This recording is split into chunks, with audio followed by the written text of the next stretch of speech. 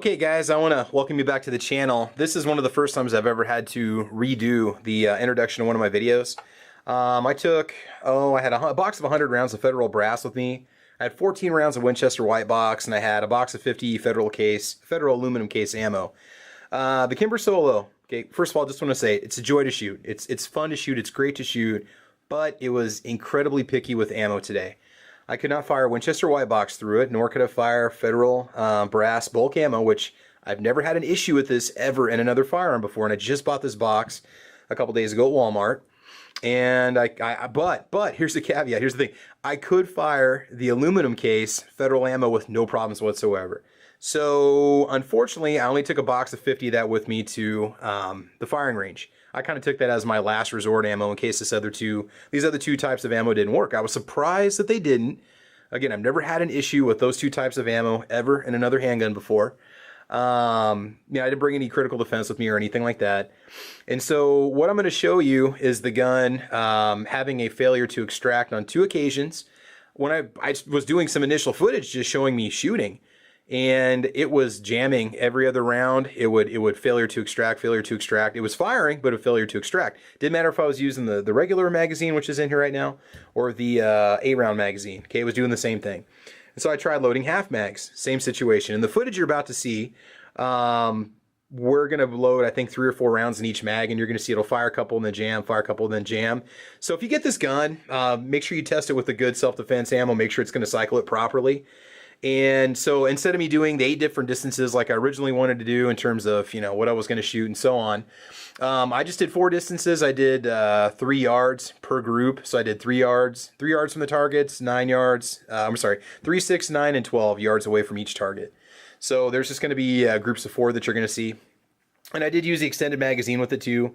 Stan, the owner of SS Pawn that loaned me this firearm, he found that extra magazine, and so we have it. So again, guys, I want you to check out SS Pawn. The contact info is going to be in the bottom of this video before we get everything started here.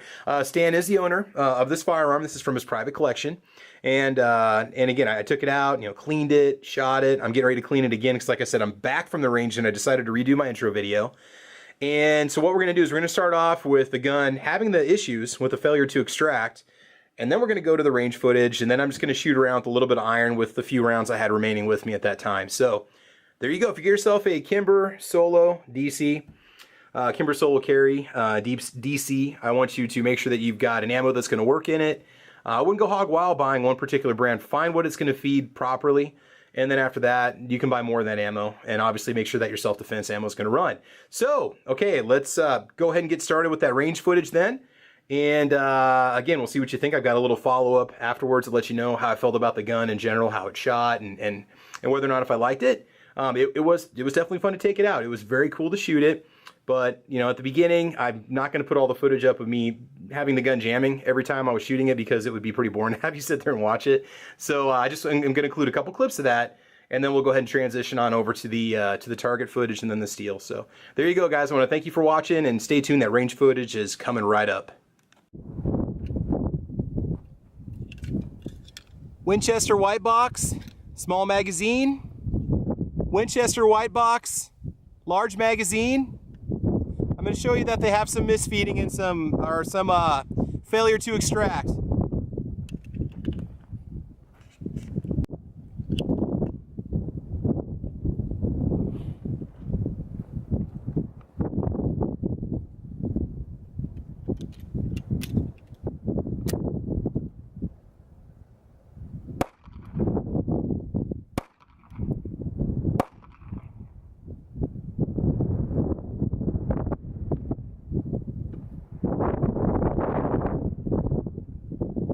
Exact same thing was happening with the Federal. All right, let's try it with the small magazine now.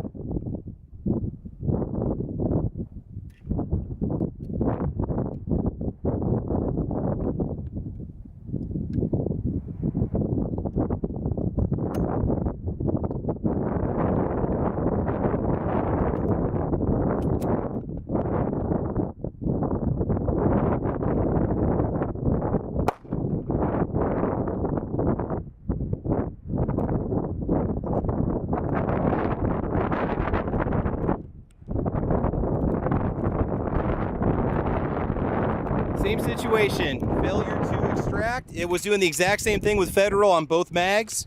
There you go.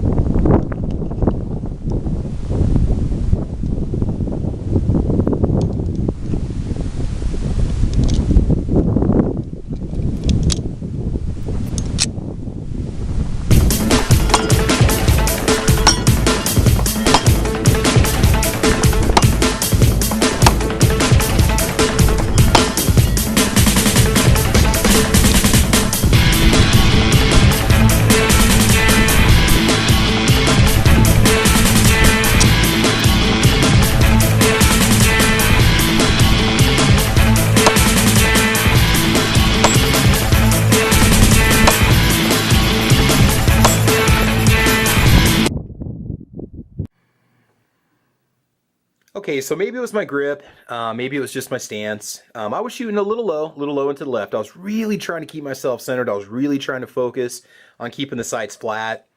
And yeah, I'm going to rack it up to me. This gun really does shoot well. I was shooting some really good groups at 4 different distances. I think I did okay. You know, first time I've ever fired it. It's a kind of gun, again, that you need to learn how to shoot. Recoil was really not that bad. I've got a little bit of irritation on the webbing of my hand here, and Stan did warn me about that. I don't know if it's just the way that the gun kind of pushes itself back in your palm. It's just that deep grip that you get on it, that angle. I wouldn't say it was that slide or the safety lever. I really didn't seem to feel that. But overall, it's not a hard gun to control. It's not a hard gun to shoot. The weight and balance is wonderful. The build quality and the craftsmanship, from what I can see, looks really good. All right. You know, I was a little inaccurate with it. Once you start to get past about 9 yards, you really do have to focus to hit dead center, and I wasn't doing that. It's a kind of gun, again, that I would have to buy hundreds of rounds and practice and run through, okay? I'm disappointed that it wouldn't run Federal bulk ammo. Winchester white box, you know, that's hit or miss with some guns, okay? Some guns run great with it, other guns don't. I was really surprised that the Champion aluminum ran the way it did. Maybe that softer case made the extractor a little bit easier for it to pull out.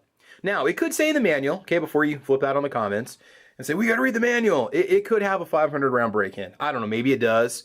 And I'd read comments on people that bought this gun that said that it ate everything right out of the box. No issues. So, yeah, I mean, if you're going to run a good quality ammo through, if you buy one of these guns, please test the ammo on it before you decide to rely your life upon it. I would imagine that Hornady Critical Defense is going to run just fine through it.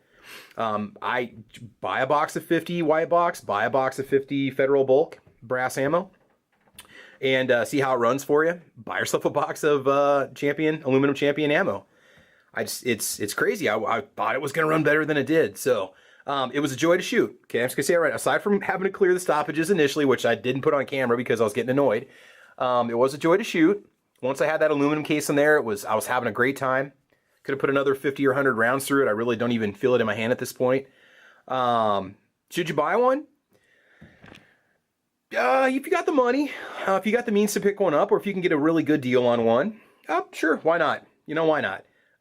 Break it in, find the right ammo for it, take it to the range a lot. If you consistently have problems, say after 500 rounds, maybe give Kimber a call. If it runs fine with critical defense, pretty much right out of the box, I'm going to say you're going to be okay. Because like I said, this was jamming. First shot with jam, 2 or 3 shots, 4th shot with jam, 2nd shot with jam. So it was inconsistent with how it was jamming. It was getting a little better towards the end of my initial session there. That was before I did the target shoot. And so, I don't know. The trigger really surprised me. That was the last thing I want to tell you. Trigger, it didn't really seem to have a stopping point like a Glock and then crack and break, you know, or you know, just snap.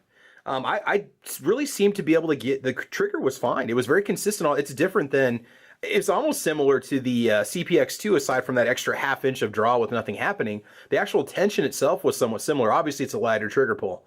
But it is a comfortable gun to shoot. I mean, the trigger was really not bad. Stan did find an extra mag for me that he told me about, so I picked it up before I went out to the range, which gives you 8 + 1. So yeah, there you go. Yeah, so, you know, maybe rent one, or if you know somebody that has one, borrow one, take it to the range. I would love to have this as a concealed carry weapon. I really would.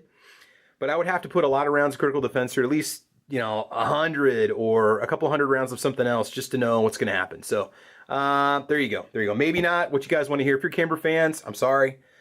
You know, if you say, well, it needs 500 rounds of break-in and then it's smooth. Okay, if that's how it worked for you, fine. You know, we just got to put more rounds through it. So, there you go, guys. I had fun. I had a great time shooting it. Stan, thank you so much for lending it to me. It was a lot of fun. I'm going to get it all torn down and clean again like I did before, and I'll get it back to you. So, guys, I want you to keep staying tuned. We're going to start putting more rounds through that Taurus PT-111 Millennium G2.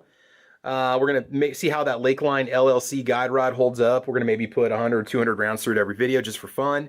Until we get up there, who knows, maybe we'll just do 300 or 400, just sit there and just have a session firing through it. So yeah, there we go. All right, so thanks for tuning in, guys. I appreciate you watching. Please like, please subscribe. Check me out over on Twitter and Instagram, and also on Facebook. And I'm going to put a link back to one of my favorite channels that I'm sub to, Jay Dalton. He's got an update on his PT-111 G2. If you follow my channel, you know I'm a big fan of the G2. And he's got an interesting situation from the Taurus warranty department. I want you to watch that, okay? And just you tell me what you think, okay? So I'll put a link to his video, his warranty call number 1 and warranty call number 2 videos in this video. And you guys tell me what you think, okay? So there you go. I want you guys to have fun, guys. I want you to be safe. Weekend's coming up. I want you to have a great weekend. And we will talk to you soon. All right, thanks a lot, guys. Bye.